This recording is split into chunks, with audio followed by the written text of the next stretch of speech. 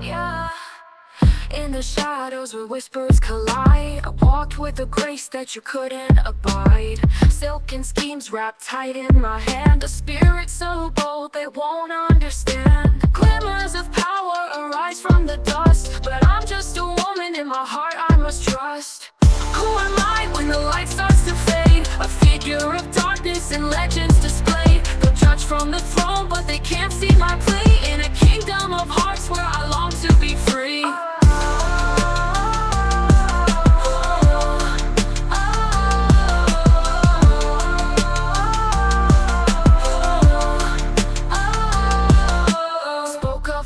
Like a flame in the night, fiery passion, fear turn into fright.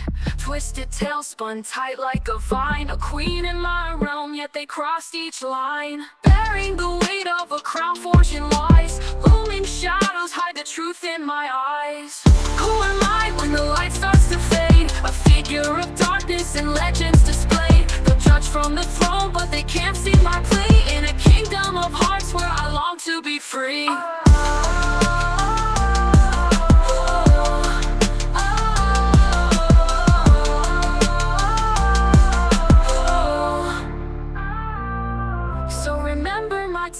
Its thorns and its pride, for I am Jezebel, and I won't run or hide.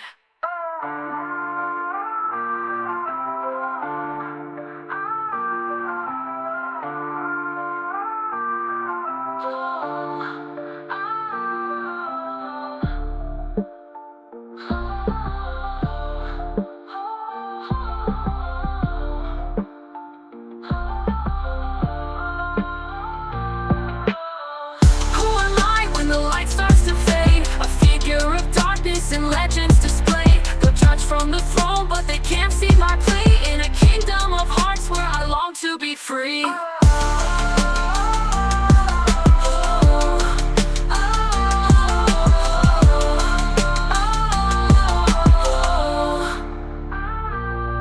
So remember my tale, its thorns and its pride, for I am Jezebel, and I won't run or hide.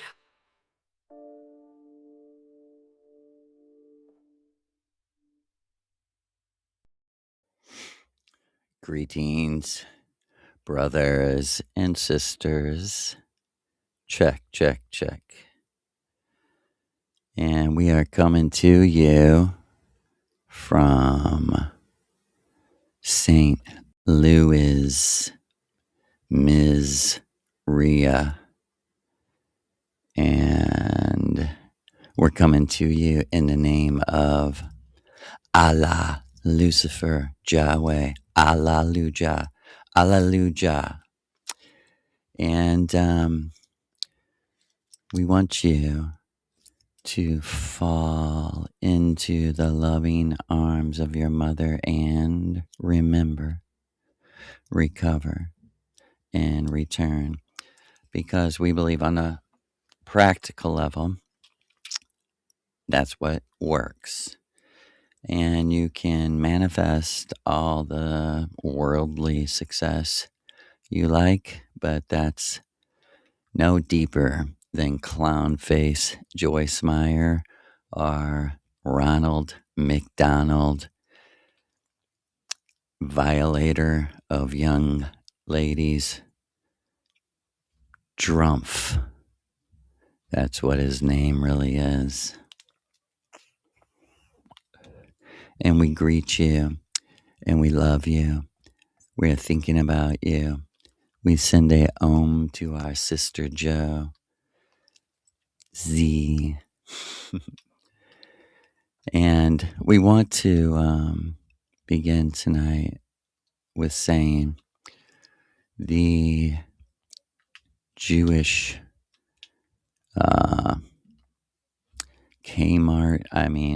Walmart magic, the magic of the Walmart Bible, we've come to destroy. And what was taken from our people was a very real reality in which basically And I know a lot of people love plants, a lot of people have plants, but you don't interact with them on these other planes of existence, like, some people call ether, we call astral. It's just simply linguistics, unless you mean something else. Um, what we, know practically is there's lots of layers to the God that is over God, which is your true self, and the Son of God is you right now, or daughter of God, the avatar of the true self. This is what we teach. This is what we know to be true. And we love everyone who what I'm trying to say is it doesn't bother us if someone doesn't agree with our religion. This is our religion. This is our practice. I know that word's got a bad in a good sense. This is our spiritual practice. This is how we live. This is our way of life. And this is our worldview. This is how we see the world. I see the world this way because Maria has been helping me as a teacher.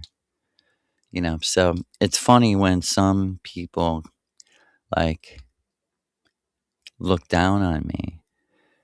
Um, like, yeah, you're not Manly P. Hall. Yeah, you're not a scholar. You're not a physicist. Blah, blah, blah. What they're really saying is we're neutral because we're scared of the bankers. So we have to find a way to not be with you.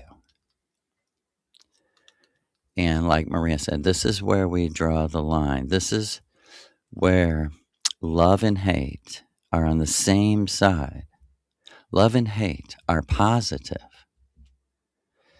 We love those who hate evil, and we hate those who love evil, right? We love those who hate evil. If you don't hate evil and you're like kind of neutral, we hate you too.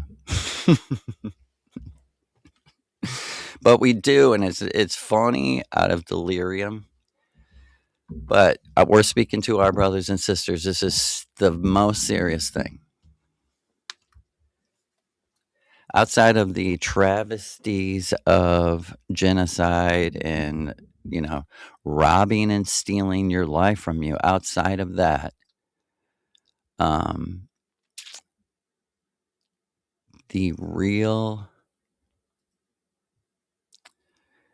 the real injustice in our view is to ignore because of we think fear or sort of wokeness or Christian or whatever it is that stops people from standing up. Okay, let me put it this way. We've heard about the 6 million, which when you investigate is fucking bullshit. Okay? And when you investigate, you find out about the at least 10 million innocent civilian Germans, men, women, children, babies. Look it up, read it about the hell storm, the incendiary bombs in the lakes of fire. They're writing and changing the Bible, especially the book of Revelation, to laugh in your fucking face that you're so fucking scared, I guess, that you will turn a blind eye to genocide. We're in the business of performing war on Yahweh. It's like saying war on Darth Vader. Except the Golem Jehovah Yahweh has come to life, he is Aleister Crowley. See, this is where we differ from other people. This is where we extend the ultimate avatar into the last avatar. And MiguEL serRAno now speaks, and Maria Orsic now speak after MiguEL serRAno has left the earth, right? And he had to leave the earth because he's a powerful force for good. But when he left the earth, then came the revelation that the beast, 666, Aleister Crowley, you think there's somebody else because you're a fucking retard. Sorry. I know people like, who are you yelling at? I'm yelling at anyone that can't see reality. There's no one else. You don't go behind Hollywood and find someone else. What do you find? The same principle from Exodus 22, whatever it is. You must devote your firstborn son to total destruction. You must give them to me. Human sacrifice. That's your God. That's Jesus. You fucking stupid ass. He says, when you see me, you see the Father. The Father is the one that did this. How many times did Father God punish people by making them eat their own children? Have you looked that up in your fucking book? You like to quote from your enemy's filthy, disgusting shit? He's filthy, disgusting beast. That's what he is. Fucking beast. And suck a fucking dick if you can't see reality. All the 666 shit. Who do you think it is? You think there's something behind bigger? Oh, Satan, angels, demons. You can't even deal with this. I'm here on behalf of Aleister Crowley to say Aleister Crowley will whoop your fucking ass and kill you if you really stood up to your enemies. But you don't, because you're not Iran. You don't have your life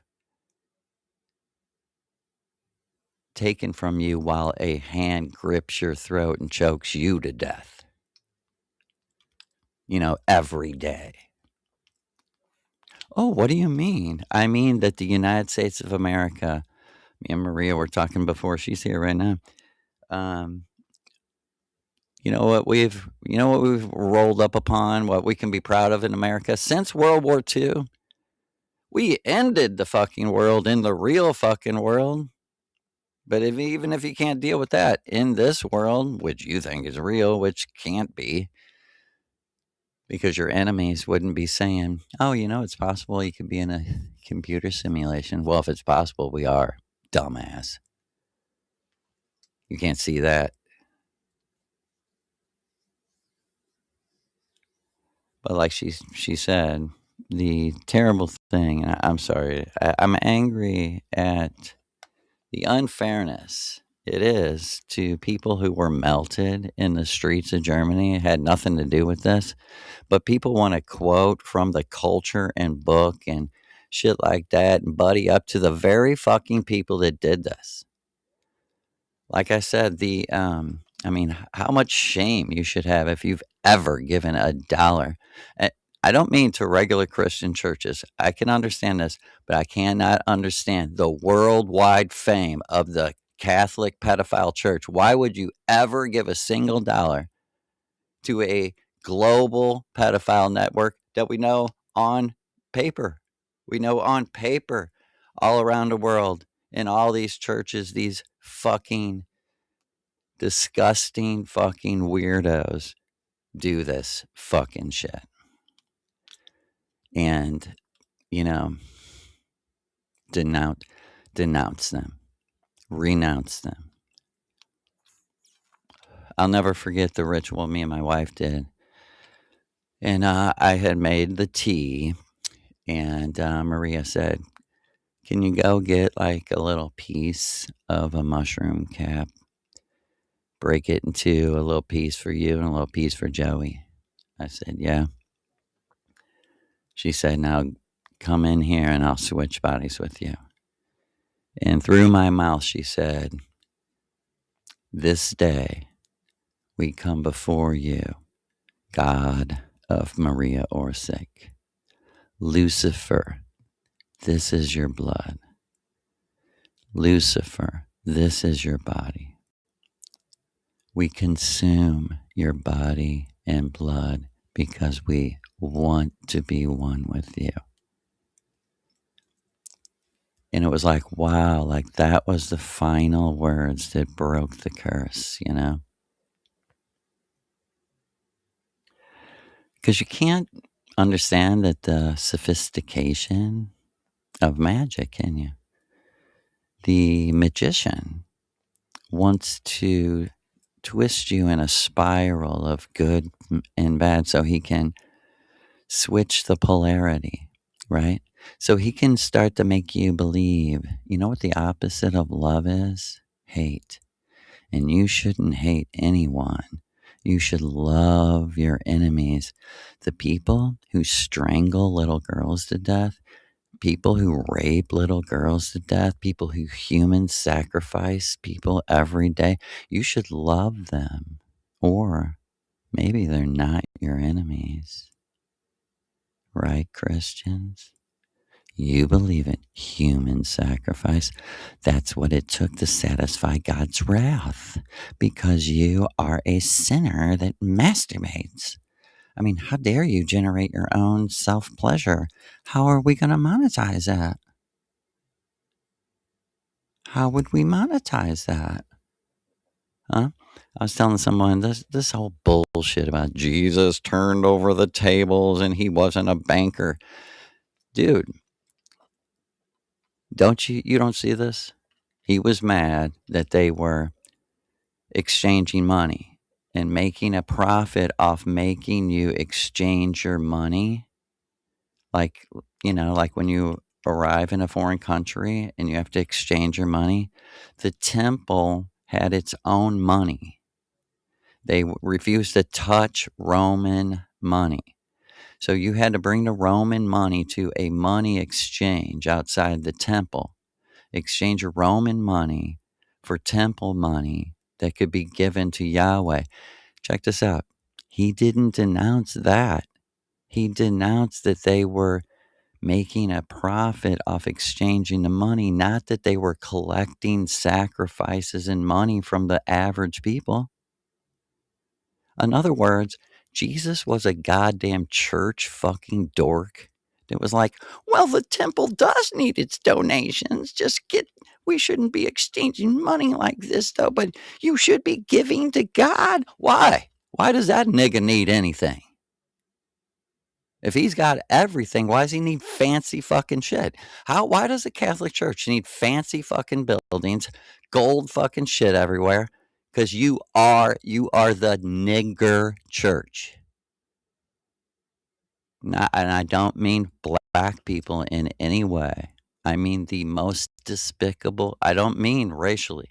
We've gone past that in America. We've lived with black people for hundreds of years. I work with 50% of the people.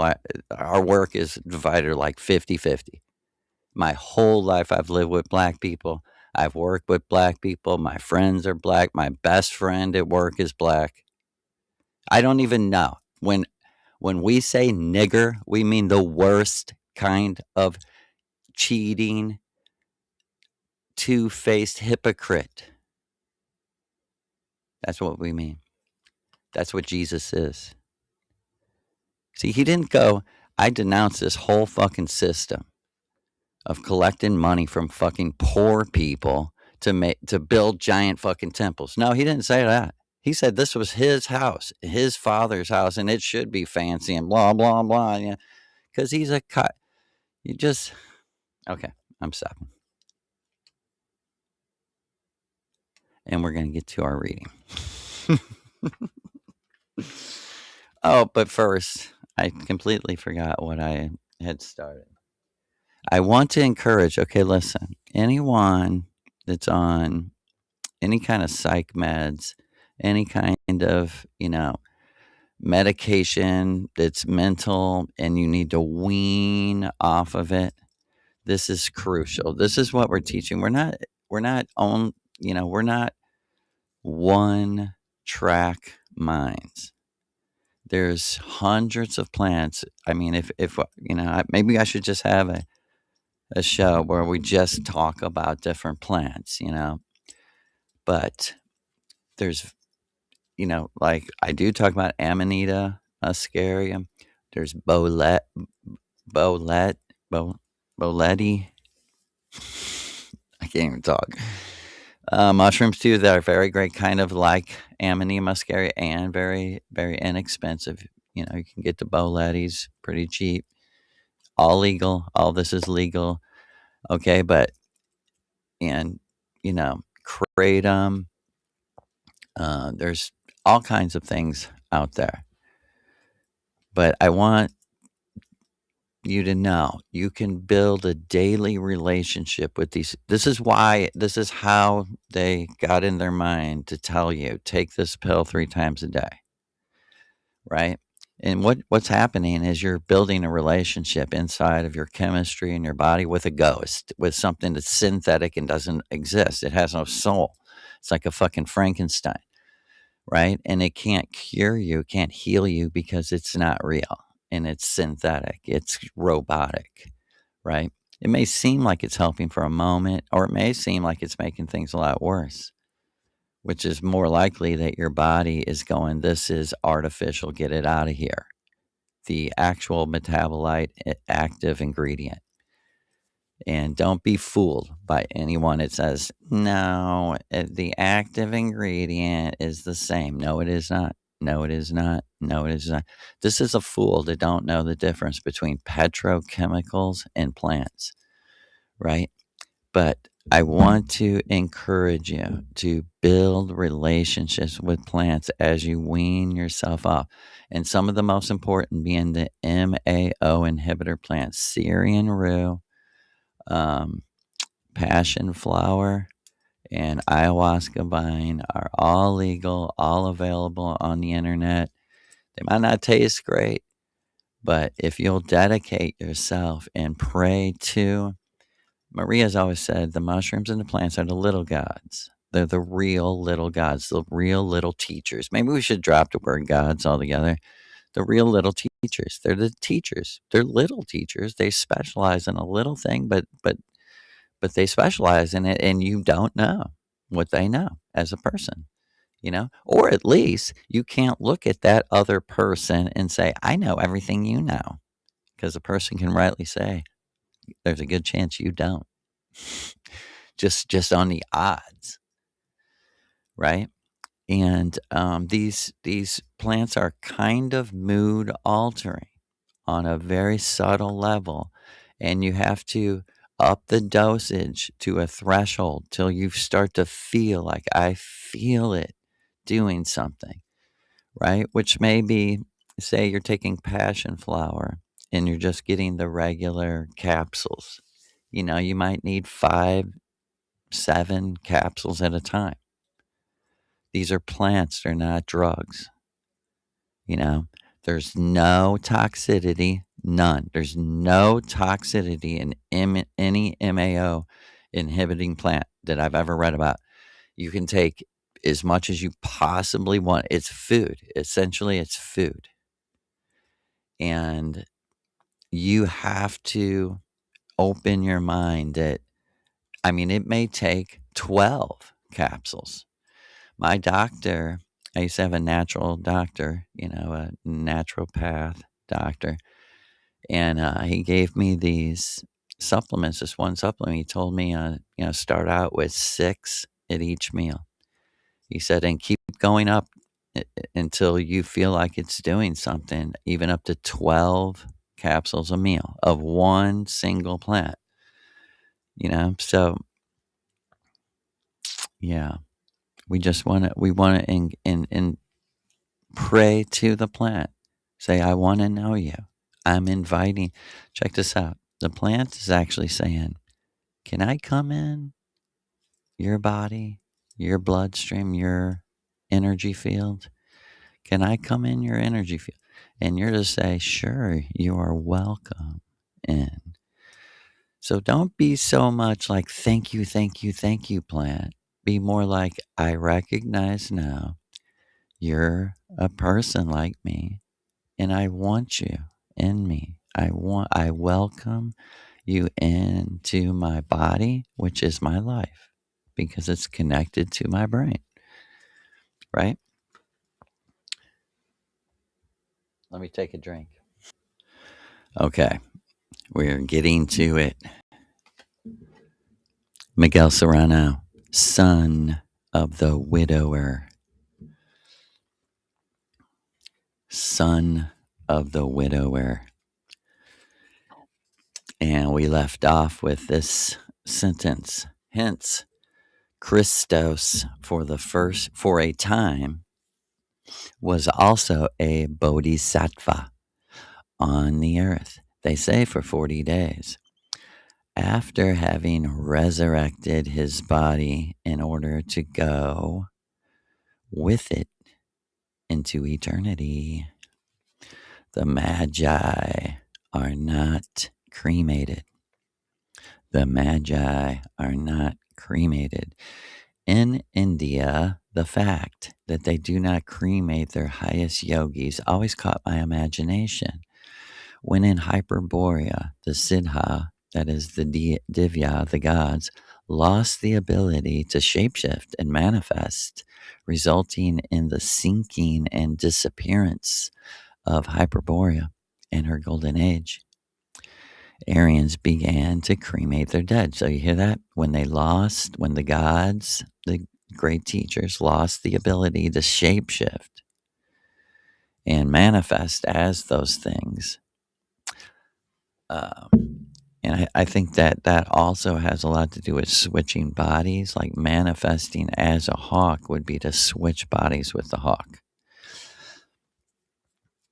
Aryans, after that, is when Aryans began to cremate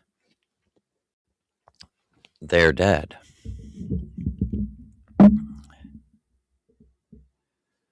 Thus, they liberated the astral body that had not been resurrected in life, and through the means of fire offered or unavailed the energy of the body to the sun. Nevertheless, they did not cremate the most developed hierophants and a few heroes, but instead buried them in the dust or in a oak sarcophagus, because they will also be resurrected, and instead of the body, a sword would be found in its place. In India, I also saw yogis bury themselves alive for a week in order to awaken. But this is not the same. Rather, it concerns the imitation of truth, the imitation of resurrection. Man, this is so right on. With the advent of Christianity, cremation was prohibited, and everyone was buried after death, thereby denying this exclusive right. Mummification of bodies also means an attempt to preserve the form when the capacity for authentic resurrection has been lost, or when the achievement of it is in doubt. And it is in Egypt and also among the Incas that mummification achieves its apotheosis, almost a black magic, maintaining almost maintaining the ka, the astral, magnetized through long stretches of time without freeing itself in search for a new incarnation, by which, at best, the resurrection of the flesh will be achieved. Okay, should I read that long sentence again? I mean, that's crazy deep. And it is in Egypt and also among the Incas that mummification achieves its apotheosis. Apotheosis. Its process of deification.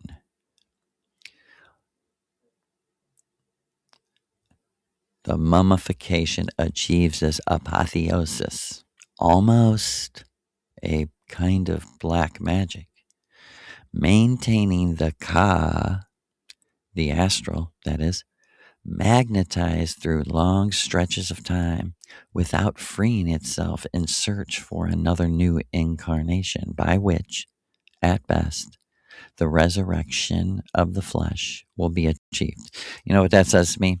They were mummifying their bodies because they did not want to return in the same cycle as in eternal return, as in your life repeating over and over. They're like, no, just leave me until I can figure this out and get out of here. I think, for real, right?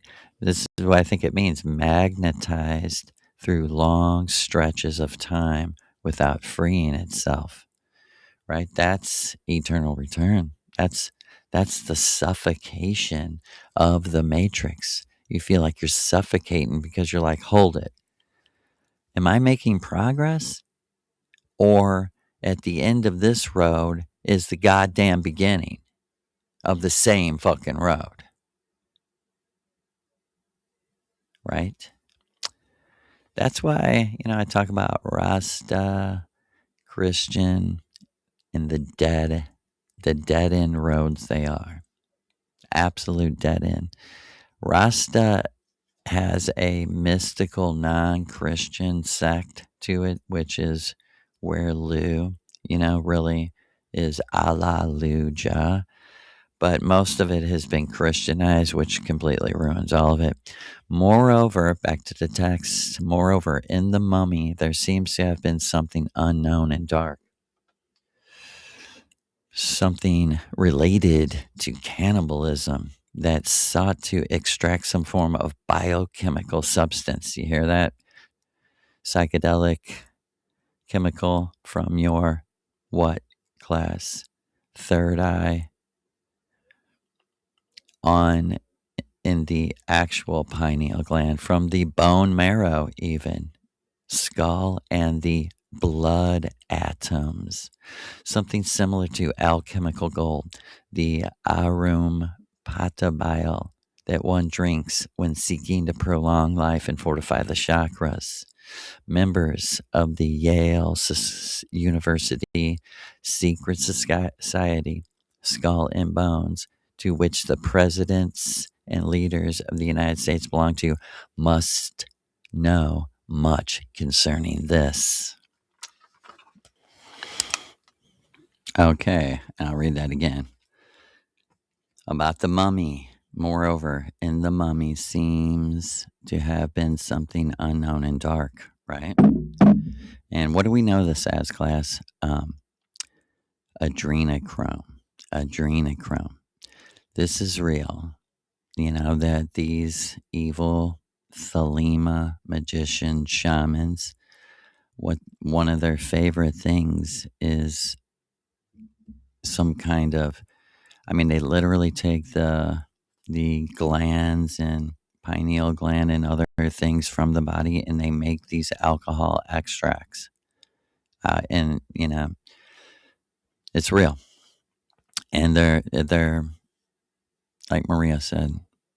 Now, why the fuck would you do that when you have these beautiful plants right here? Moreover, something unknown and dark, something related to cannibalism, right? Because it doesn't matter if it's extracted and made into a powder or whatever, that's from a person that makes you a fucking cannibal. And check this out. in our view, even if you would take synthetic versions of that, it's like wanting to be a cannibal. Okay? Every plant, every plant has traces of DMT in it. Some have extremely high, I mean unbelievably high amounts of DMT. There's never the whole plant world is for your world to travel and have fun and to illuminate the true self by enjoying the true self. Right? Is that our purpose? Is that what you're alive for? You're alive to illuminate your true self by enjoying your true self. And I know what it feels like to be like, but I suck. But you don't. Not to us, not to me. And soon we'll change your mind by reflecting your true self back to you. If someone really loved you, they would strive to do that. But they don't even know what love is. And I'm not judging people. I'm just saying they're not even aware. They're not even aware. All right. And what I was saying earlier about, the relationship with plants and mushrooms, you know, compared to taking fucking drugs, or which are probably in your food, out of human beings. Something related to cannibalism sought to extract some form of biochemical substance from the bone marrow, skull, and the blood atom, something similar to alchemical gold, the arum patabile, that one drinks when seeking to prolong life and fortify the chakras. Members of the Yale University Secret Society, Skull and Bones, to which the presidents and leaders of the United States belong, must know much. Oh yeah, they do. They know a lot concerning this. With the prohibition of cremation and the generalization of burial rites, everything was confused among the Christianized Aryans. Should I read that again?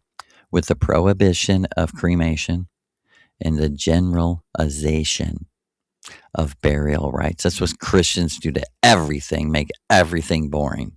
Generalization. No, you can only do it like this. Everything was confused among the Christianized Aryans. In India herself, the Jewess who seized control over the ashram of Sir Aurobindo Ghosi in Pondicherry, calling herself the Mother, did not cremate the great yogi Sir Aurobindo, but mummified him instead. Let me just say, Siri Aurobindo Ghosi was an Indian nationalist, a spiritual reformer, and a great poet, a influential leader in the Indian national movement that sought for independence from British rule.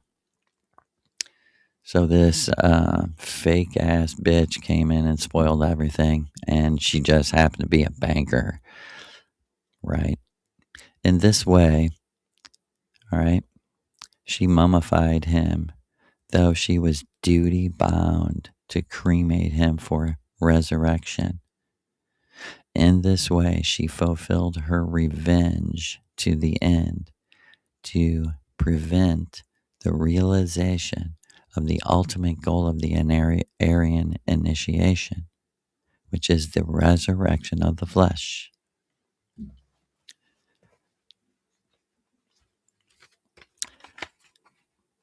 Salvation.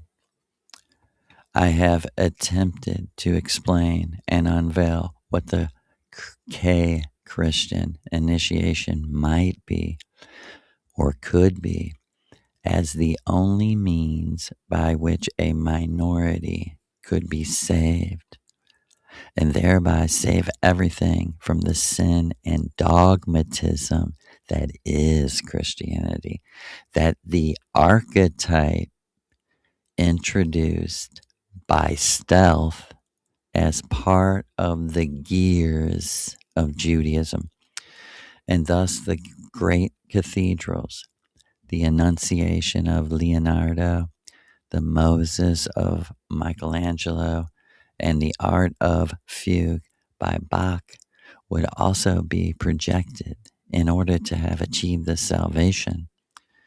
Then not everything would have been in vain. Then not everything would have been in vain. It's just like it's like that for every person who went through a serious Christian burn where you're like, God damn, this motherfucker don't even exist. Like a simple game involving nothing but a futile effort. All would not be then just an illusion, right?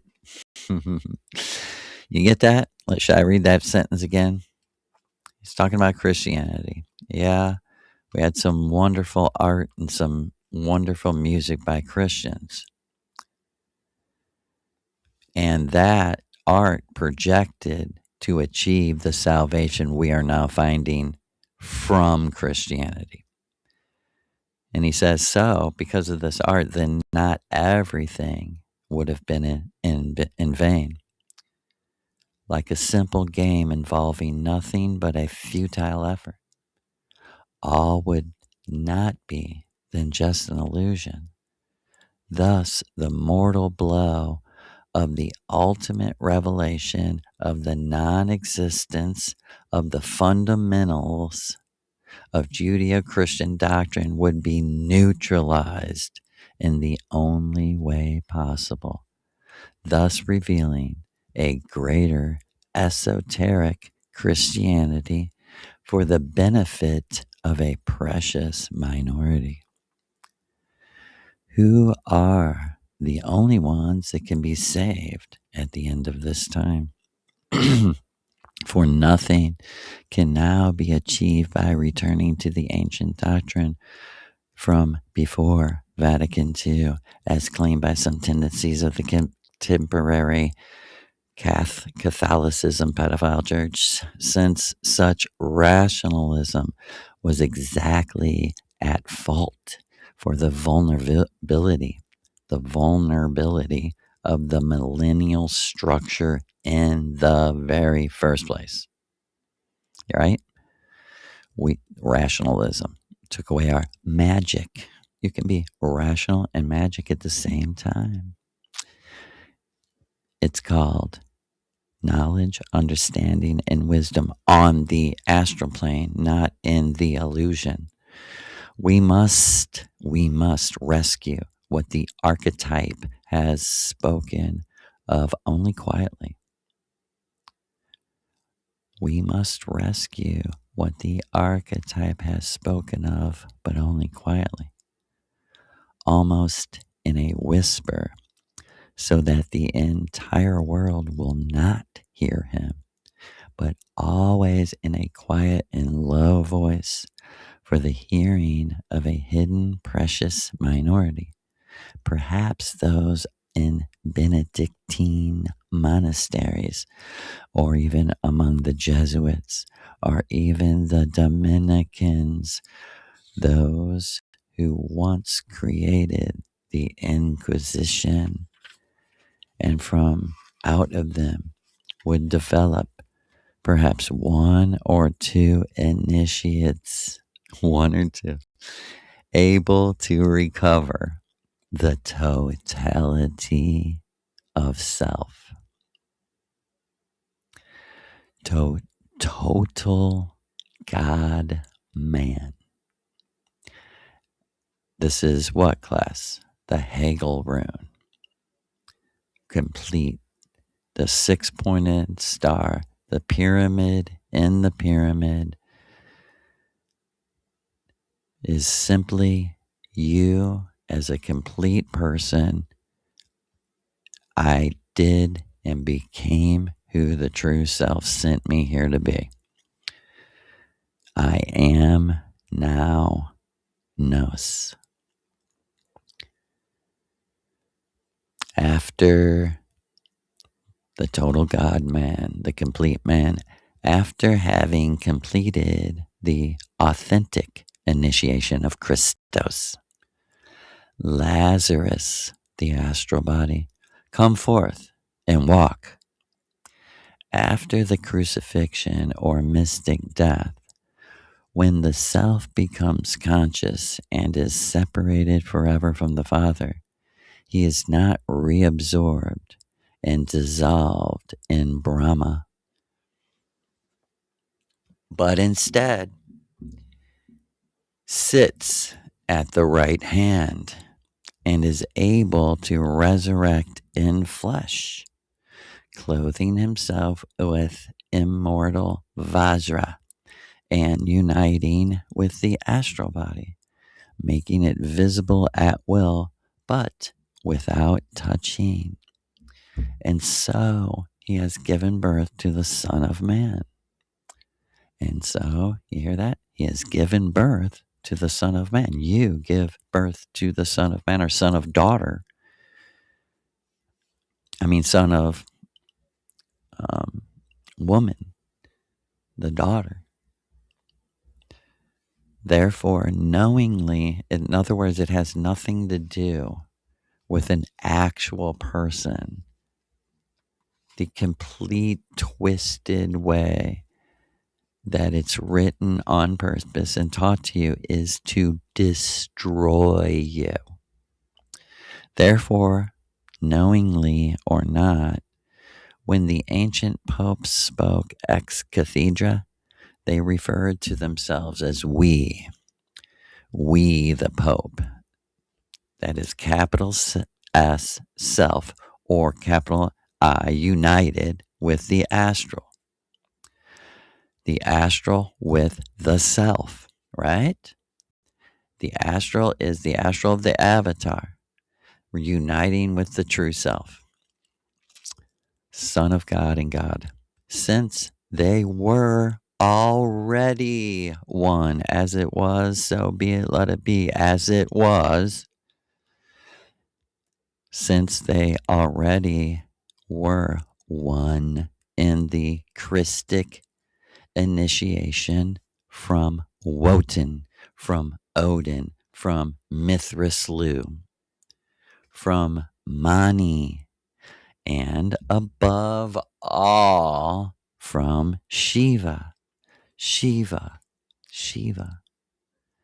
And when they spoke like that, the Pope was infallible.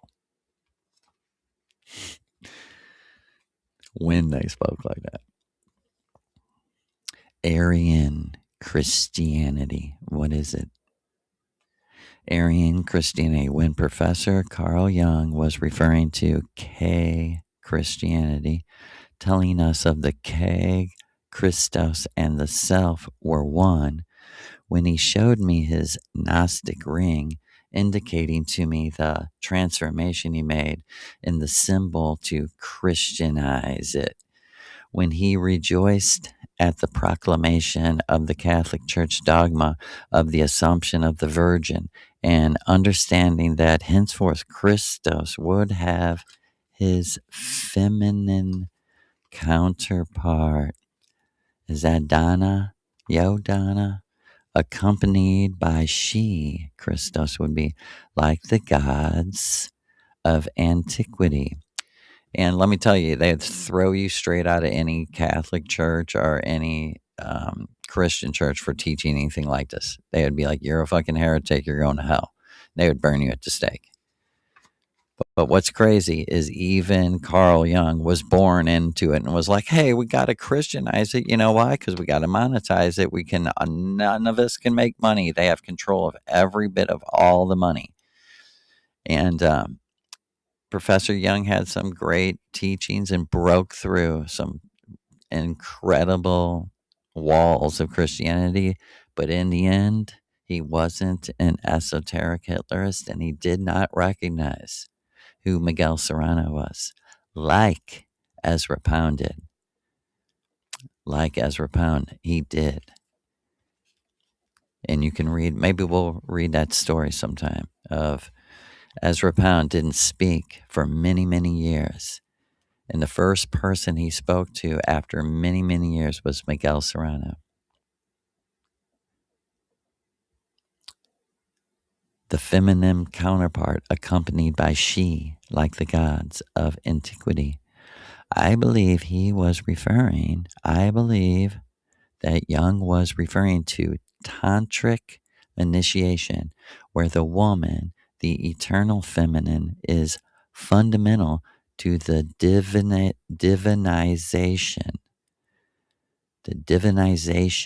of the man, of the initiate. This is the initiation of Amor, of the alchemist, of the poet troubadour, the yogini, the Valkyrie, the Sorrow Mystica, the Amnesia Euxgore. This is the female witch, traditional European witch did this.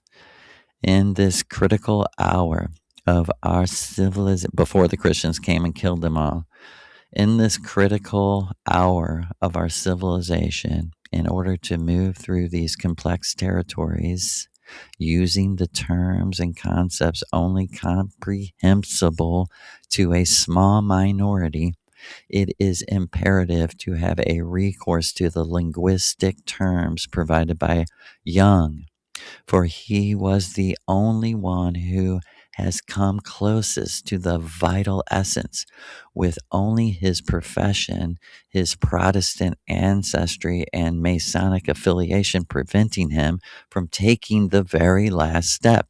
He did not recognize the astral body. He had no shamanism in him. He did not seem to know that the self, the one self, is the astral body. Nevertheless, he spoke to us of the archetype. And although he never spoke clearly what he meant by archetype, that's with a capital A, only that it was not the Platonic concept, referring instead to a reclothing of the instincts beyond thought, a visual representation, as he called it. Yet, at the end of his days, when he wrote the prologue for my book, The Visits of the Queen of Sheba, he, for the first time, did declare that the archetype is not a product of the unconscious, like Yahweh is, with which, and without saying so in the open, he was approximating the archetype to the pagan gods of antiquity. And since the gods do not die because the archetype is one and indivisible, but are reborn and reincarnated, they will return with different clothing to repeat the same story. Exactly what Maria was teaching me. This is the Matrix. When men, the gods, the people that are very super important in history who have become gods later, they come back to the Matrix every time to make sure that the story's the same. When men attempt to invent new religions from the depths of the collective unconscious, and nothing else happened with Christianity but this, as we have tried to explain. And what do the gods want?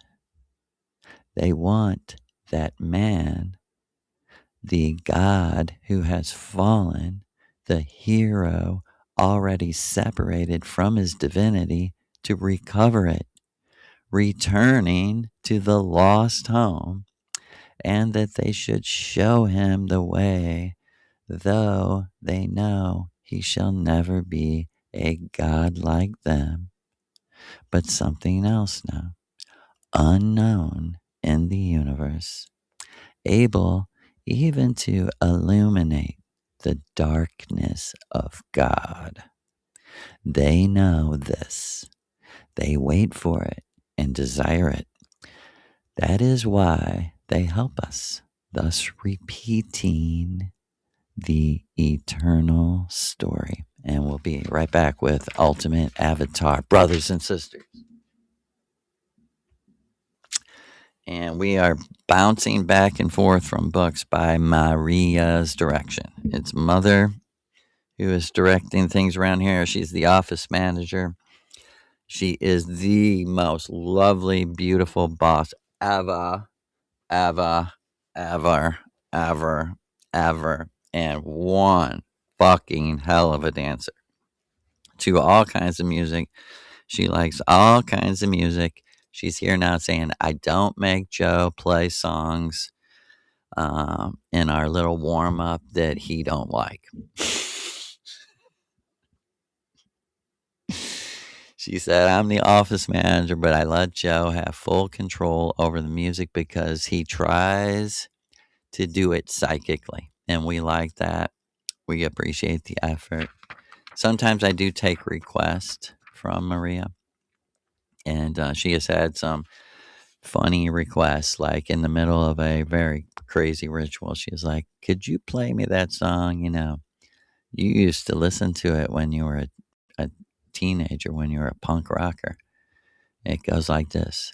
Do you love me? Do you love me? Do you love me? I was like, yeah.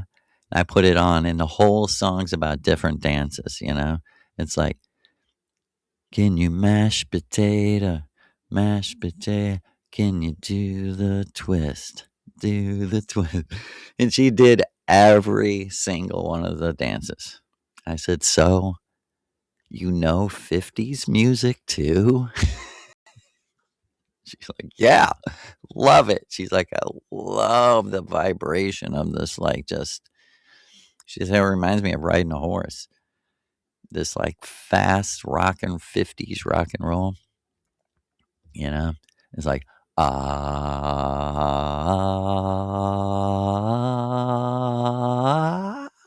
do you? Okay. Here we goes. We're talking about America, the real history, the Bronze Age, the blonde Libyans, right? America, Albania. Their most ancient name of America is Albania. And I'm reading from MiguEL serRAno, Ultimate Avatar. America, most ancient name, Albania, has always been the traditional home of the defeated Luciferians, Hyperboreans, crushed by cosmic catastrophes or by the enmity of animal men. She was their true ark of the flood, with the destruction of Lemuria, Gondwana, Atlantis, Hyperborea. Some white gods followed in the footsteps of others, always suspecting their forebears had discovered their impregnable refuges. Perhaps the entrances into the hollow earth among the oases of Antarctica. First came the survivors of the destruction of the visible remnants of Hyperborea, right? First came the survivors of the destruction of the visible remnants of Hyperborea. Those islands submerged in the Arctic, according to Professor Worth. Then the blonde Libyans, Trojans, Vikings, Templars, and most recently, the exoteric Hitlerists, survivors of the ultimate Great War. Their predecessors received those who arrived at last. But only the initiated guides could reach the secret shelters. Only the immortals would be received by immortals. The remainder would have to remain on the surface, disintegrating in the slow and excruciating agony of inevitable miscegenation, what Professor DeMehu has entitled The Agony of the Sun God. His first book was called The Great Journey of the Sun God. The work of this extraordinary French researcher based in Argentina has been echoed in Germany, certainly, but has had no deep resonance in our America or in the countries said to be Latin. In Spain, his work is unknown, as in Chile, also unknown. This is no accident, of course. Obedience to a conspiracy directed to ignore every honest investigation, since his work endangers hundreds of years of systematic destruction of the traces of Hyperboreans in America and the invention of autoconthuous. I don't know what that means. Um, the invention of indigenous cultures, and using that as a excuse to destroy and hide the traces of Hyperboreans in America. Cultures which I call the clutter from the slaves of Atlantis. Right. In addition to this drivel about the cosmic race of Vasconcelos, or the racial armpit of an Antenor Orrego, Professor DeMehu, an anthropologist, gives us indisputable evidence to support his claims.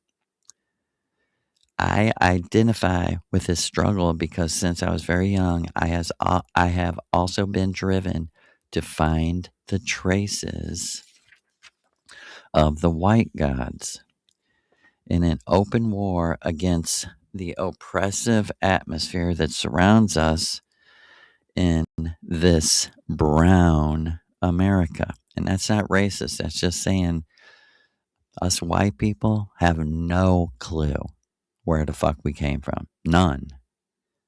Brown people do. As it is called, not by us, brown America, as it's called, not by us, but by an apologist of the miscegenation of white culture, the believers in the existence of the so-called indigenous cultures and in the greatness of a civilization of hodgepodge is always promoted. It truly is. When you research Cahokia Mounds, they'll always say, oh, it was like 20 different races of people, and it's just a big hodgepodge. There's no real culture. There's nothing to be learned here, nothing to be seen here. Born, especially nothing to do with shamanism, even though the shaman man that was buried there was buried with DMT and MAO inhibiting plants, which we call not today ayahuasca. That's what anyone would call ayahuasca. But you put, was ayahuasca found in Cahokia into search engine, will say no. It will say something else that they call the black liquid, which was ayahuasca, is what that was found in because they're like, no, technically the ayahuasca vine wasn't, it's an MAO inhibitor, you dumb fucking idiot. And that's always the idiocy you get from museums and fucking, anything to do with the goddamn government, period. Because why, class? It's the United States of Israel.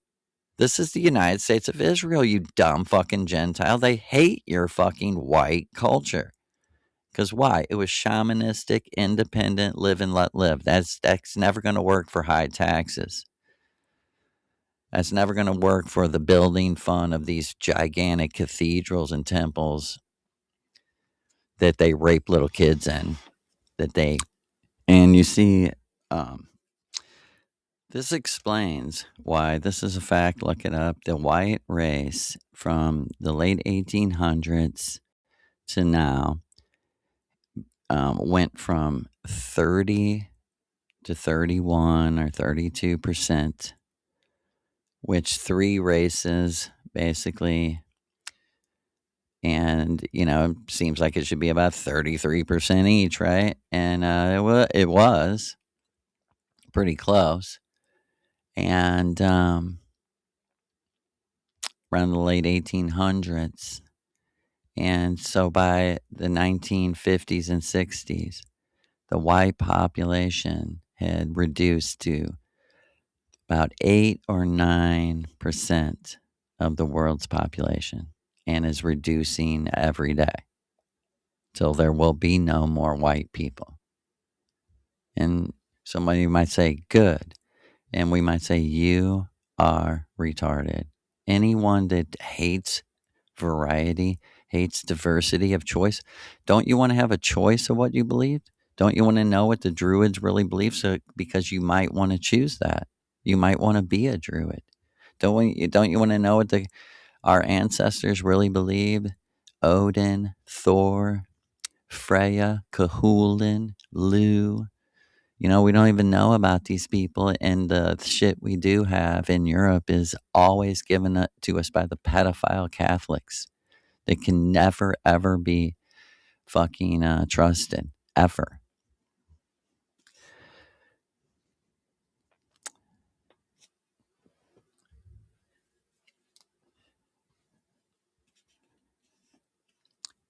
The so-called Inca roads are now known to be from long before the Inca Empire. Their construction was superior to any of those existing in Spain during the times of the conquest. They crossed over the highest of the Andean peaks, and we still find the ruins of the mountainside hostels that the Indians called Tampu. One of the roads climbs through Famatina mountain range over a pass of 4,000 meters. This is the mountain pass of Thule. Here in Central America, the memories of the Hyperboreans come back to me. A Trojan gorge is also to be found there. The meaning of that name is labyrinth. Professor DeMahu refers to discoveries made in 1889 by a French etymologist, Emile Wagner, charged with a mission for the Museum of Natural History of Paris. Through the inhospitable regions of southern Brazil, Paraguay, and northern Argentina, in the province of Santiago del Estero, he found a pre-Columbian culture which had never been heard of. In 1904, Paul Rivet became interested in this extraordinary discovery. Emile Wagner spoke of a Neolithic Bronze Age culture of extracontinental origin, several thousand years old. Several thousand years old. He found ceramics, funeral urns, vases, and statues. The gray-black pottery showed Hyperborean styles and signs. Wagner also recorded the owl's head that appeared on the minars, dolmens, and burial caves of Europe. The owl's head. Lou.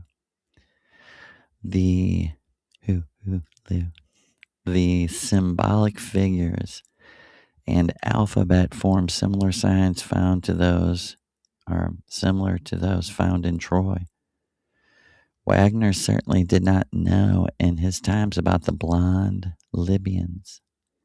There are Libyan inscriptions similar to the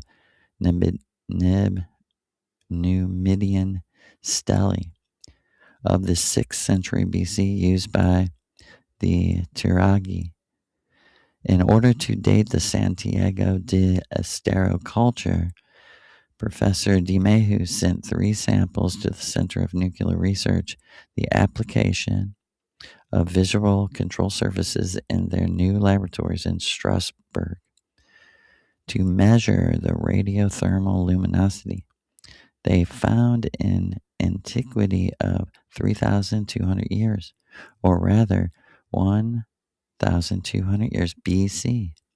For the gray black pottery, the construction date of the ultimate menhirs in Europe only a few decades after the fall of Troy in the hands of the Achaeans.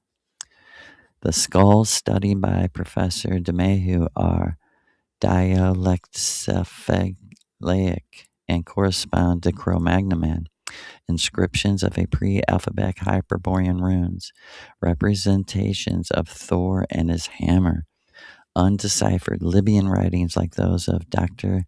Stalop, discovered in the Andean Cordillera on the Chilean side at the end of the last century. All this is presented by DeMehu in a very interesting article published in Paris in the Paris Match in its French edition in November 19th, 1982.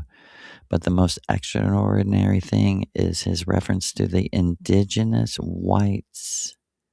The indigenous whites found by the Spanish in the Sierra of Cordoba in 1545 in Argentina. 30,000 inhabitants of tall stature, bearded, like Christians. They were the Comanchenones. Their territory included the actual province of Santiago del Estero. Those strange Indians wore clothes of finely woven wool. They lived in stone houses, semi-subterranean, like those of the Scandinavians of the Bronze Age, and with a sauna room. They carried metal daggers with them. They were very monogamous. The mysterious name Comanchengans, for which linguists have been unable to find meaning, has now been analyzed by Professor Monk from the expedition of DeMehu. Monk defines the name as of Indo-European derivation, composed of the root coma, which seems to mean to come, to arrive. In Old Norse and Sinig's,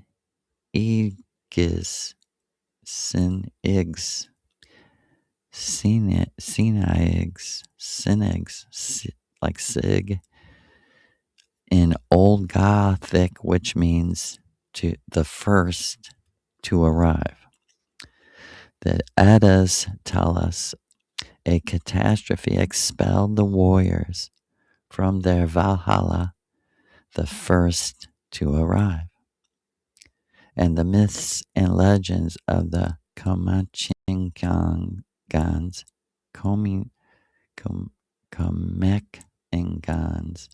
speak to us of a moon attacked by a tiger and a water snake that submerged the land where they lived in ancient days, that a moon fell.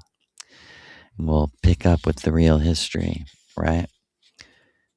Thank you, dearly, true thank you to MiguEL serRAno, Irene Glad serRAno. Heil to you. Be right back with Mother.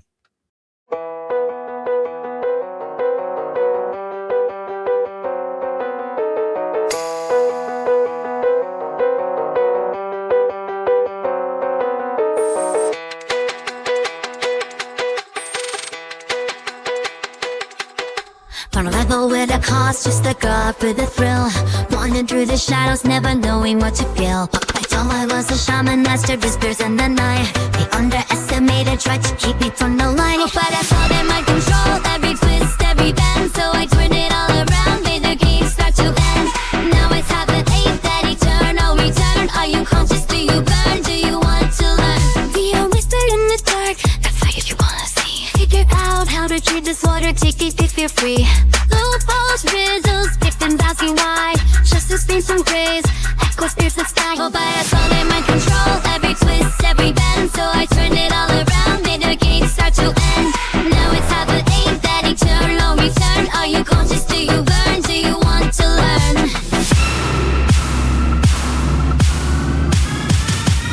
Nothing very nice, keep a smile in the ground. The roots grew deeper and we made a sound. I'm the who took it, who never stopped to fight. Reversing their shadows between truth and light. Throwing balls and victims, they won't be ignored.